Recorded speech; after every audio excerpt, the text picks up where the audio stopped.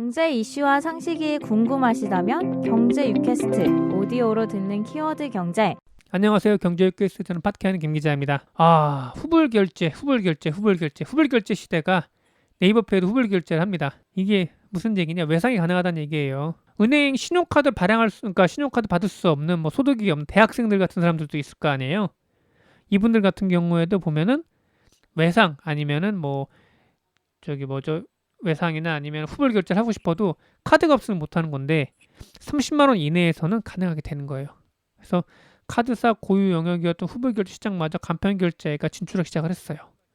그렇게 되면서 카드업계 위기감은 더 커졌습니다. 일단은 금융위원회 네이버페이를 상대로 후불 결제 인정해주기로 했어요. 네이버페이는 이르면 다음 달부터 개인 변환도 30만 원까지 사용자들의 후불 결제가 가능해집니다. 네이버가 미리 결제금을 내주고요.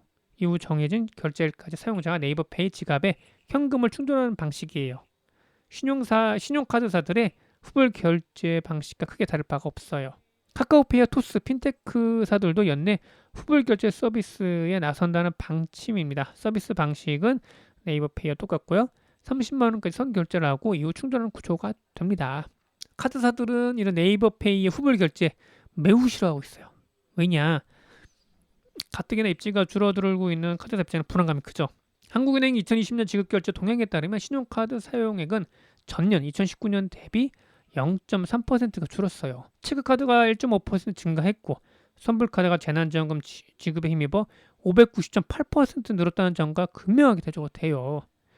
이게 IMF 구제금융을 받던 1998년에는 마이너스 9.1%, 2003년 카드 대란이 있던 2003년에 마이너스 22.2%, 2004년에 마이너스 26.8%였었는데 이때를 제외하면 신용카드는 꾸준하게 늘어왔습니다. 사용액이요. 하지만 2020년처럼 신용카드 홀로 감소세를 보였던 적은 드물었습니다. 카드 없는 결제 생활은 보편화되는 분위기이고 오프라인 결제에서 모바일 기기 등을 이용한 결제 규모는 16.4% 증가한 반면 실물카드 이용 결제 규모는 7.4% 축소가 됐어요.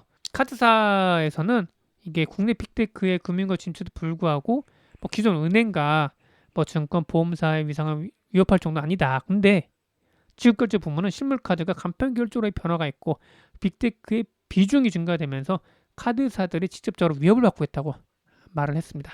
최근에 이런 카드사들이 또 부글부글 끓는 이유 중에 하나가 가맹점 결제 수수료 인하 압력이 거세지고 있다는 점이에요. 이 수수료율은 2012년부터 카드사의 사업 원가, 적격 비용을 기초로 3년마다 측정을 하고 있어요. 2018년, 2021년 이런 식으로 해서 3년마다 가맹점 수수료를 깎는데요. 여야를 막론하고 정치권에서는 카드사의 수수료율을 낮추려고 줄곧 압력을 가해놓고 있습니다. 자영업자들의 부담이 크기 때문이라고 하는데요. 아마도 올해도 수수료율 인하 압력이 더 클 거라고 예상이 됩니다. 코로나19 확산으로 자영업자들의 사업 매출 줄어든 데다 카드사들의 자금 조달 비용이 저렴해졌다는 이유가 돼요. 카드사들은 여신 전문체라고 해서 여전체를 발행을 해서 돈을 빌려와서 은행들은 수신을 받아서 예금을 받아서 돈을 빌려주는데 카드사들은 채권, 다른 돈을 싸게 조달을 해서 비싸게 금리를 넣는 거죠. 그래서 카드론이나 아니면은 이쪽 그에서는 그 금리가 비쌀 수밖에 없는 겁니다. 캐피탈도 그렇고요. 카드사도 그렇고요. 더욱이 카드사들은 2020년 이익이 대부분 더 증가를 했어요. KB국민카드의 지난해 당기순이익은 3,247억 원으로 전년 대비 2.6%가 늘었어요. 신한카드와 삼성카드 당기순이익 모두 비슷하게 늘었고요. 따라서 가맹점 수수료 인하 압력은 2018년대와 크게 다르지 않을 전망입니다. 합니다. 카드사 관계자들은 가맹점 수수료 규제를 받고 있는 상황에서 빅테크들은 간편 결제 수수료에 대한 규제가 없다고 강조를 하고 있는데요. 당국에서 어떻게 보고 있느냐? 쉽게 안내해주는 게 카드사들은 일단 2003년도에 카드 대란을 일으켰기 때문에 이런 주범으로 지목이 되어 있기 때문에 쉽사리 안 되는 거거든요.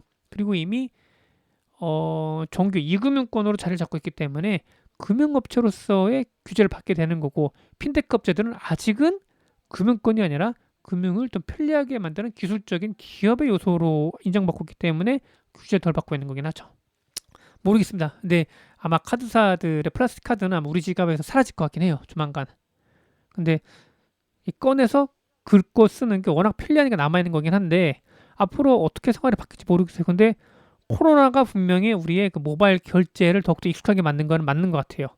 이게 어디 성령 갈 때마다 보면 QR코드를 찍잖아요. 그전까지 귀찮아서 안 했는데 이제는 익숙해졌잖아요. 그래서 이런 상황에서 후불 결제까지 이제 하게 되는 거니까 카드사에서는 정말 난리칠 만해요. 근데 이렇게 하는 게 어떻게 엄살일 수도 있는 게 카드사 직원들 평균 연봉이 얼마인지 아세요? 전체 직원들의 평균 연봉 1억 원이 넘습니다. 이게 제가 그렇게 드릴 말씀 분명히 아니긴 한데 카드사들이 그동안 돈을 많이 벌긴 했어요. 근데 이제 좀 뭔가 위기감에 좀 들고 경쟁력이 생기니까 이제서야 아이쿠야 하는 것도 분명히 있는 것 같긴 합니다. 남은 건 이제 이들이 혁신을 하면서 소비자 편의를 높일 수 있는 방안을 연구를 해서 더욱더 편리한 서비스를 만들어야 되겠죠. 예. 오늘은 여기까지 전달하도록 하겠습니다. 예, 감사합니다. 여러분의 구독과 좋아요는 큰 힘이 됩니다.